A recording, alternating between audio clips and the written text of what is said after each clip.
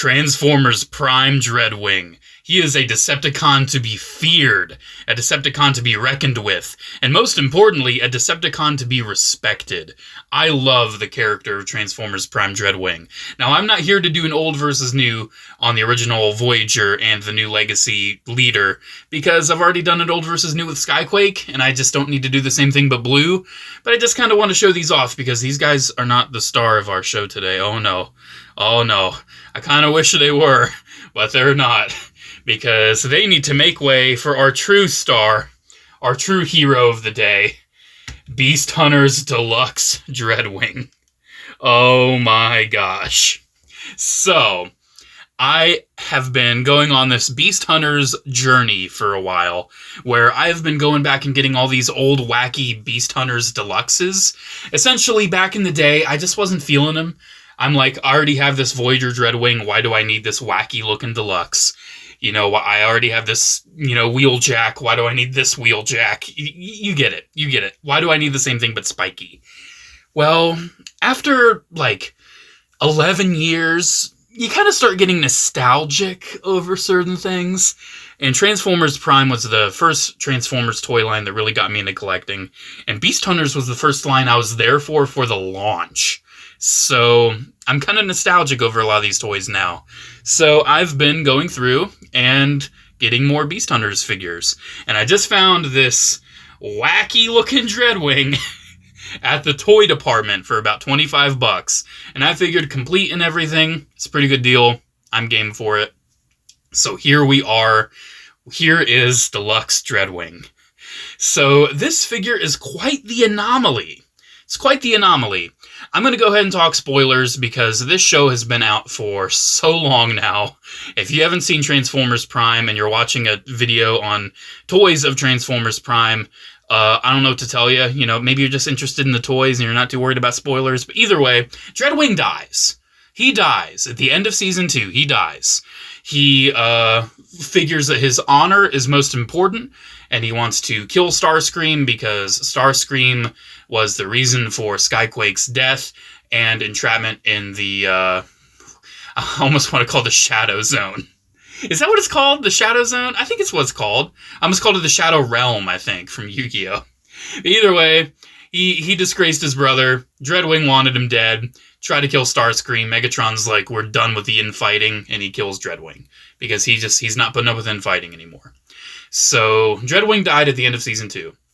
Beast Hunters was Season 3. So tell me, why was there a Beast Hunters toy of Dreadwing? Why? Why was there a Beast Hunters toy? I don't know, maybe they just designed the toy, away from the show, weren't really bothered about the continuity. But when this toy was, revealed and released, myself and others were thinking, is Dreadwing going to come back? Is he going to be resurrected? Is he going to look like this? We didn't know. We were all just speculating. But no, it's just a toy they released in the Beast Hunters line. I guess because they figured Dreadwing was a more prominent Decepticon. I mean, geez, they pretty much did most of the main Decepticons in the Beast Hunters line. Megatron, Knockout, Starscream, Soundwave, Shockwave, pretty much. But it was just normal Shockwave with armor. I appreciate they did that instead of just beasting him out. But yeah, Dreadwing, very odd choice in the line. Obviously, I want to compare him to his proper Prime Voyager and his new Legacy Leader incarnations. Because, like I said, I love Dreadwing. I think he's an awesome Decepticon. So looking at all three of these guys, I love the old Voyager. I do. It's kind of fragile. Don't really want to play with it anymore. But it looks great. Looks great on the shelf. The new Legacy Leader, still don't feel like that mold is worth the $55. I've kind of discovered some secrets about it that I didn't really know with the Skyquake mold to kind of make it a little bit more of a fun experience. It's a great figure, just not the full leader class price, man. I got it for half off at Target. Target just had their leaders for half off, so lucky me, I guess. It looks gorgeous, honestly. I think that looks way better than the Skyquake. But speaking of the polar opposite of gorgeous, we've got our boy in the middle here. What a design. What a design. Let's just set the others off to the side just a little bit so we can get a bit more of a look. He looks bird-like. he has like these bird-like details. He's got like these talons on his feet. Almost looks like he has some feathers on his legs. These back wings, they just look like feathers. You can move them down to kind of look more like the proper Dreadwing wings, but they're supposed to be up. They look like feathers. Very, very odd. Very odd design. He's got this big like missile launcher with like a saw blade underneath, and then it has this extra attachment point on the back where you can put the second missile, or you can put this separate saw blade. Look at this thing. Look at this crazy double saw blade thing. It's like a saw axe. That's insane. Such a weird weapon. The color scheme is pretty on par with Dreadwing, but it kind of dials it up to a little bit crazy, a little bit garish. He definitely looks pretty ugly in a beautiful way. I don't know. It's a very odd color scheme. He did that like Mega Bloks, that Mega Bloks Halo Call of Duty thing, where he's got like all of that like swirl and staining to the plastic. And I think it works, kind of. I don't know, it's something the Beast Hunters did to kind of make him look a little bit more beasty. This kind of like marbleization to the plastic. Looks kind of cool. You have it on the shoulder pads, on the back, and it almost looks like you should have it on the head because the head looks like it's made out of the same color of plastic, but it's not really there. That's okay. Yeah, such an odd design. I do want to bring in the other ones just one more time, just to kind of compare. Just to look at how wild this design is. Especially the color scheme and the size. Why is he a deluxe? I'm surprised they made Dreadwing a deluxe, because Dreadwing was huge. He was a huge boy, one of the biggest characters in the show. So very odd they made him a deluxe. They also made Bulkhead a deluxe in the Beast Hunters line, which is, again, very odd. Very, very weird. Honestly, when this guy was first revealed and everything, I thought it looked ugly. I was not a fan. I was not a fan of this look. And I just gotta say, after all these years, finally having it, I just enjoy it for the weird, wacky toy it is. A little capsule of Transformers toy history that it represents in my life. That's why I love it. It's not a great toy on its own. It doesn't look that great. The Japanese colors, surprise, surprise, look way better. They always do. But it's an odd one. Here, let's keep going. Let's talk about articulation. He just has a swivel at the head, pretty much nothing else there. You can move the shoulder pads up and down, and even more up and down, but that's mostly for transformation. He has ball joints at the shoulders. He has swivels and hinges at the elbow. Nothing at the wrist, nothing at the waist. Ball joints at the hips. He has swivels above the knee bend, and he's got ball joints for his talon feet. So his articulation's not bad. It's not bad.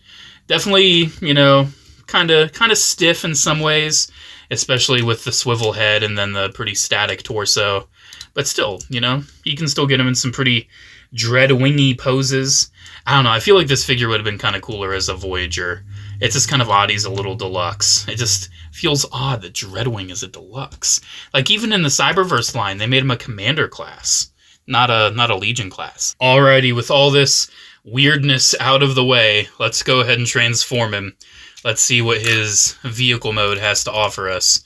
So, interestingly, his weapon will kind of detach and everything, and these missiles will actually be able to go under the wings. And then this will kind of be able to combine and be attached in the vehicle mode, I believe, somehow. But yeah, let's set that off to the side for now. Alright, how do we start? Where do we start? Let's collapse the wings so we kind of see how that looks in the robot mode. So they just kind of fold and tab over each other. Kind of interesting how there's all these little layers to the wings. I guess they're just really committed to that feathery bird look. Yeah, you can just kind of see how that looks all closed. I think it looks pretty good. You know, it's an option if you want to have them like that instead. Alright, what do we do next? I believe we start untabbing things. There we go, the cockpit will go up. And then that will tab in the front. You can kind of see what I was talking about with that, like, beak in the front. Just looks like a beak. The shoulder pads will fold and flip up. And these will form, like, big ol' intakes, because Dreadwing always has, like, big ol' intakes in the front of the jet.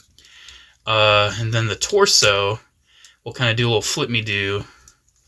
Then I believe the legs will go back. It's a pretty easy transformation, honestly. It's pretty simple. And then when the legs go back, I believe they tab in. Yeah, they tab in right back there. The feet just kind of stick out. They just stick out. It's okay. feet just stick out sometimes with Transformers. It's whatever. The arms do kind of collapse, which I appreciate.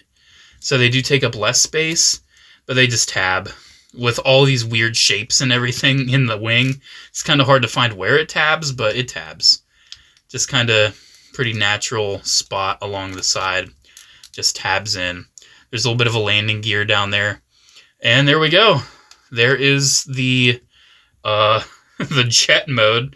Honestly, the jet looks really cool. We can go ahead and add some of the accessories, these missiles. I believe there's like slots. Isn't there like a slot in the missile? Oh no, I think what it is, it's kind of like where the grooves are. They go in between these slots, right? Isn't that how that works? Yeah, there we go. So we have the missiles. And the missiles look very odd. They look hairy. They look like something out of a Dr. Seuss movie. Very odd missiles. And then I've seen pictures of this like underneath. I don't know if it like tabs in underneath. But you can also tab it up top. But I have seen it underneath. And honestly, this is where I'm going to go in and say I'm not super worried about the weapon storage of this giant thing. I think it kind of makes sense having it on top or something. I don't know. It's just so weird. Like, I don't feel like this works anywhere. But I do think it's supposed to be slung down here somehow. I'm sure there's instructions that will show it, but I don't have them. Maybe maybe it just tabs in like down there. Maybe it just does that. I don't know. That's actually not bad. It kind of slots in pretty good. Yeah, maybe it does go like that. I don't know. We'll just leave that off to the side because it's garish. All right, here's our little jet. I'm not going to transform them because that one scares me to transform, and it's just not relevant enough. Very, very cool jet, in my opinion. Definitely love this one. As I continue down this Beast Hunters journey, man, I'm just more and more happy with these guys. Especially considering how you can kind of get creative with them. Like, I love how the crocodile knockout, you can kind of add the weapon as like a tail. And with this Dreadwing, what you can do, you can take his legs, untap them, and give him bird talons. You can do that if you want. That is an option. If you want to make this look even more bird-like, you can do that. You can kind of give him a Gerwalk bird mode. That actually looks kind of cool. I'm not going to lie. Like, that actually kind of makes sense. I'm kind of digging that. And it kind of fits the character of Dreadwing, too, having, like, this bird motif. I don't know. I kind of wish all these Beast Hunters, like, beastified versions of the Decepticons were actually in the show. I don't know why. Just kind of... I wish there's actual, like, visual fiction, because, like, the figures came with, like, these little stories, right? But it's just words on paper, man. There's no show to go with these. These just kind of existed alongside the show. These weren't in the show. I still love them, though. I kind of like that, because you can kind of have your own stories and kind of have your own imagination run wild with it. Alrighty, guys, there we go. There is Beast Hunters Deluxe Dreadwing. Said and done. Very, very cool figure. Alrighty, guys, let me know what you think. Special shout out to channel members, as always. Thank you all so much for the continued support. Have a good one, and as always, I'll see you in the next video. Bye.